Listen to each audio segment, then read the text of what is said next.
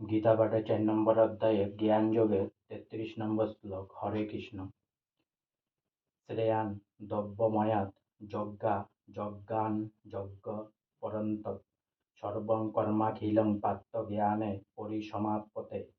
শ্রেয়ান মানে শ্রেয়, দ্রব্যময়াৎ মানে দ্রব্যময়, যজ্ঞাৎ মানে যজ্ঞ থেকে, জ্ঞান যজ্ঞ মানে জ্ঞানময় যজ্ঞ, পরন্তপ মানে হে শত্রু দমনকারী, সর্বম মানে সমস্ত, কর্ম মানে কর্ম, অখিলম মানে পূর্ণরূপে, পার্থ মানে হে পিতা পুত্র, জ্ঞানে মানে জ্ঞানে, পরিসমাপ্তে সমাপ্ত হয়। অনুবাদ হে পরন্তপ দ্রব্যময় যজ্ঞ থেকে জ্ঞানময় যজ্ঞ শ্রেয়, হে পার্থ সমস্ত কর্মই পূর্ণরূপে চিন্ময় জ্ঞানে পরিসমাপ্তি লাভ করে।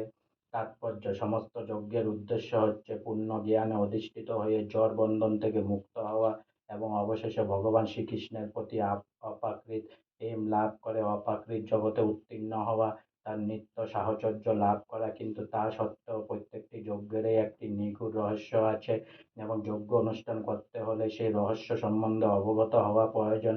অনুষ্ঠানকারীর বিশ্বাস ও বাসনা অনুসারে যজ্ঞ বিভিন্নভাবে অনুষ্ঠিত হয়। অপ্রাকৃত দিব্য জ্ঞান লাভ করার কামনা কেউ যখন জ্ঞান যজ্ঞের অনুষ্ঠান করেন, সেই যজ্ঞ অপ্রাকৃত জ্ঞান রহিত কর্মযজ্ঞের থেকে শ্রেয়।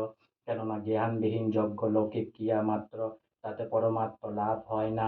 প্রকৃত জ্ঞান সর্বোচ্চ পর্যায়ের অপ্রাকৃত জ্ঞানে অর্থাৎ কৃষ্ণ ভাবনায় পরিসমাপ্তি হয়। জ্ঞানের স্তরে উত্তীর্ণ না হলে যজ্ঞানুষ্ঠান কেবলমাত্র জাগতিক কার্যকলাপ। যখন যজ্ঞের সকল কাজকর্ম অপ্রাকৃত জ্ঞানের স্তরে উত্তীর্ণ হয়, তখন তার সুফল পারমার্থিক পর্যায়ে পর্যবসিত হয়। স্তরভেদে যজ্ঞক্রিয়াকে কর্মকাণ্ড, সকাম কর্ম অথবা জ্ঞানকাণ্ড, সত্য জিজ্ঞাসা বলা হয়, কিন্তু সেই যজ্ঞ হচ্ছে সর্বশ্রেষ্ঠ যজ্ঞ। তার ফলে পরম জ্ঞান লাভ করা হয়। আজকে আমার গীতা পাঠের 4 নম্বর অধ্যায়ের জ্ঞান যোগের 33 নম্বর শ্লোক এখানে সমাপ্ত হলো। অনেক অনেক সাবস্ক্রাইব করুন, অনেক অনেক লাইক করুন, অনেক অনেক ভালো থাকুন, অনেক অনেক সুস্থ থাকুন। আর সঙ্গে বলুন, অনেক অনেক হেল্প করতে থাকুন সবাইকে। আর সঙ্গে বলুন হরে কৃষ্ণ কৃষ্ণ কৃষ্ণ হরে হরে, হরে রাম রাম রাম হরে হরে, রাধে রাধে।